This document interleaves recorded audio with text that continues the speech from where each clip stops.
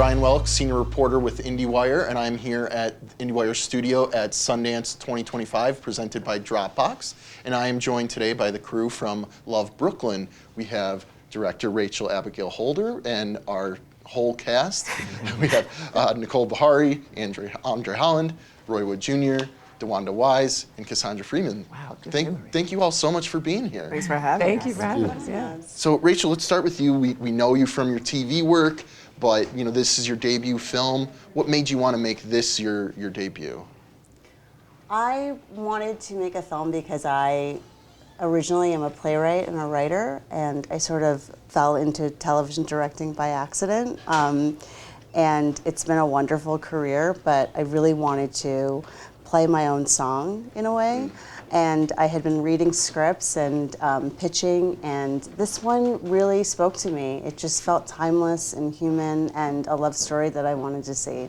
And this is a unique thing because you said I read that the script originally had white characters in it and you kind of imagined them all as black. What was it about that spoke to you? You know, when I was reading it, it just felt really human, and I saw myself. I saw my cousins, my friends, my family.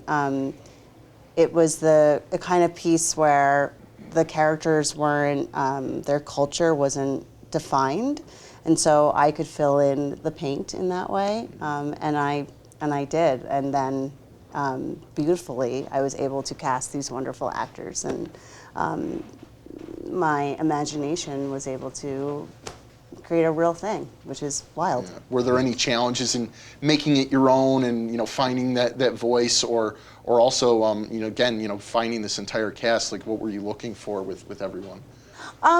So I think that a script being originally written for white characters needed a culture to be infused into it, and so it wasn't really a challenge. It was an exciting venture to be able to choose what that culture would be.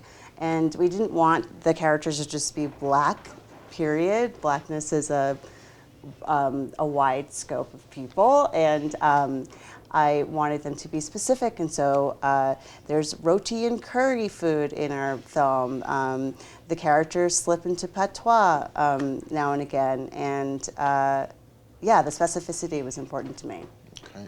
And André, you were here last year with Exhibiting Forgiveness, yeah. and you're a producer on this film as well. What really drew you to this project and to Roger, to this love triangle? What really was it about this story that spoke to you? So many things, Brian. I mean, to your point, Rachael, I think one of the things I think we all have to do at times as actors of color is imagine ourselves into circumstances that maybe weren't constructed with us in mind. I'm thinking about some of the work in Shakespeare that we've done, and Ibsen and Shaw and Chekhov, and we often have to fabulate ourselves into these spaces. And this one, I think, was a wonderful opportunity for us to do that. And to his credit, our writer Paul Zimmerman was completely open to it. He was like, "Great, let's figure out what this is." He's a guy who's from Brooklyn as well, so he was as interested in excavating what this community was all about as we were. And so it became this really kind of wonderful collaboration. And that was one of the things that drew me to it. I live in Brooklyn. I was in Fort Greene, now I'm in Bed-Stuy. And I love the community, the artistic ecosystem that's there. We used to kick it in Clinton Hill back in the day when you were there. We run into each other all the time. Cassie's in Red Hook. So there's something about this community that's so special. And this is a story where, these characters are all figuring out how to love each other and how to live together and how to also keep their art practices alive amidst, or against rather, a landscape that's changing at light speed, with gentrification and all the other forces acting up on their lives. So there were so many reasons for me to get involved in it. And this character, Roger, I really connected to, a guy who's, trying to be an artist, but is also kind of confused. He's a little sensitive, he's a little messy at times, but he's trying to grow up and he's trying to mature. And that felt like a story worth telling. And I think, as you've alluded to, there's many different flavors of people within Brooklyn, and I think all three of you have your own unique, touches that you bring to your personalities, to your characters. Can you talk about, the teamwork that you all had working together and finding that right note and finding the different flavors of what it is to be a Brooklynite? Nicole, do you want to start? I'm just sad I didn't have any scenes with DeWanda. I know. we're so close. We're so close in the same movie We've been now. talking forever about this. We're like in the same film, and we never even see I each know, other. it's wild. So it's not quite a love triangle, because it's kind of like, it's a triangle.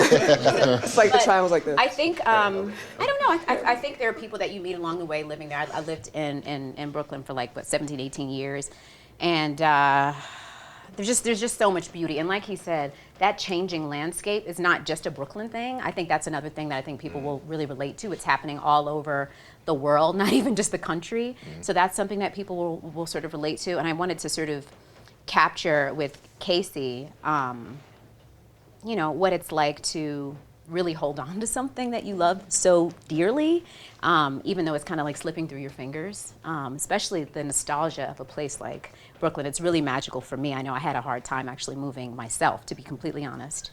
And I think as far as capturing the Brooklynite essence, this lady gave me the opportunity to embody a woman that's different than what people usually see me do. I feel like I usually play characters that are a little bit heavier. And Casey is a gift in that she's really free-spirited, and she's not an artist, but an advocate for artists. Yeah.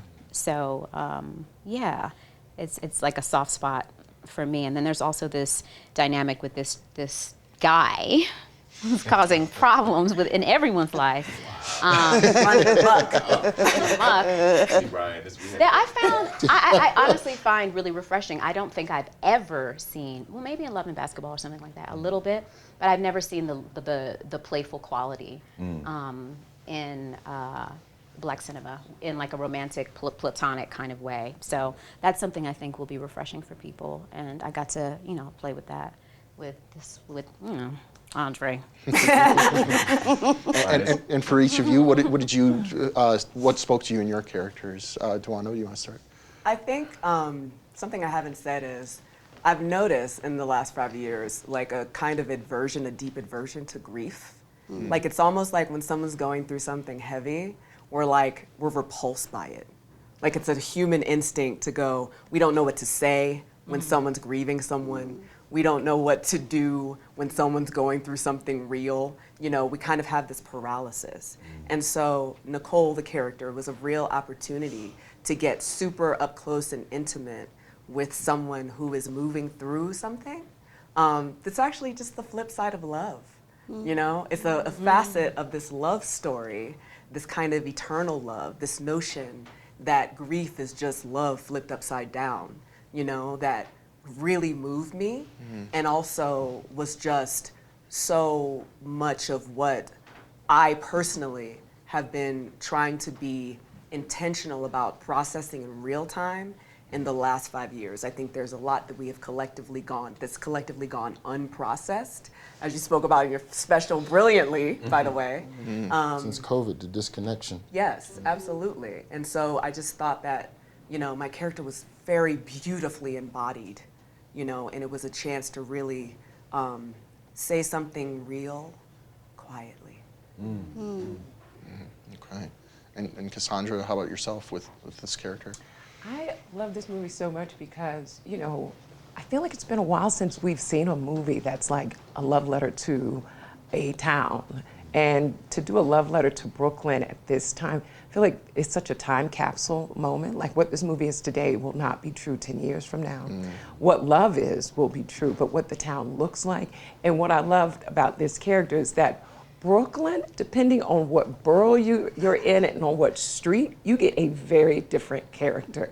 Like he was saying, like I'm in Red Hook. Red Hook is a very different breed of Brooklynites than like the Fort Greene people. And I love this character because I don't think people think of this type of character existing. Talking about the disconnect, this woman needs no friends because she's her own friend. She's her own friend, and she just imagines people are around her. And I think it's delightful to see how people are living their lives, loving their lives, and the way she loves art is very differently than probably the prototype of how people think you should regard art, from this reverence. So so that was sort of my entryway into this world. And I so love that I'm outside of the triangle. She in her own little weird circle. And Roy, you have, I mean, you're playing a dramatic role here. What were some of the challenges for you? I mean, it is your parts are very fun in this movie, give a little levity to it, but yeah, what were some of your challenges, you know, really, bringing some dramatic... Resisting the urge performatively to go back to traditional performance registries, like comedically, because I have essentially 25 years of, and then Andre's like, no, it's fine, you can do it like this, and I'm like, you trust me to do that? Yeah, just do it. And Rachel's coming over, and keep in mind, she's directing this film while pregnant, and she's coming over and going, trust me, you can do it. Waddling over. Yeah, yeah. And so it's, you know, to Nicole's point about the world changing, and everyone's world is changing globally, for sure in America, but it's not just about your world changing, it's realizing and acknowledging that you're changing and then deciding which people get to go with you on the next phase of your journey. And so the interaction between Andre and myself, you know, I'm married in this film. And I think like a lot of men, like we have circles of friends where you have men that are contemplating the choice of love, and then you have men who have already made the choice. And then they are pondering whether or not they regret that choice. So it's still the same types of considerations, but with a different level of stakes once you're married, because, you know, money and property. But Keep it real. but it was very cool to be in a role that I think mirrored a lot of the conversations that I have in group chats with the men that I know. Wow, okay. And Rachel, you know, just to close this out, I mean, you know, why is Brooklyn so important to you, and what did you really want to convey about your city through this film? Why is Brooklyn so important to me? I grew up in Brooklyn, not as a child, but as a young adult. I spent my 20s in Brooklyn. I was an artist in Brooklyn. I went to graduate school in Brooklyn. And so this story felt like it was really about me and my community when I read it, even though it was written about our writer who is decades older than me. It was written about his 20s. And I feel like Brooklyn is such a special place in that it can feel timeless, him writing about his 20s and me seeing my own. Yeah, and that's why I wanted to showcase Brooklyn. Okay. Well, thank you all so much for being here. Best of luck with the premiere tomorrow, Thank you. and thank you again. Have a great Sundance. Thank you.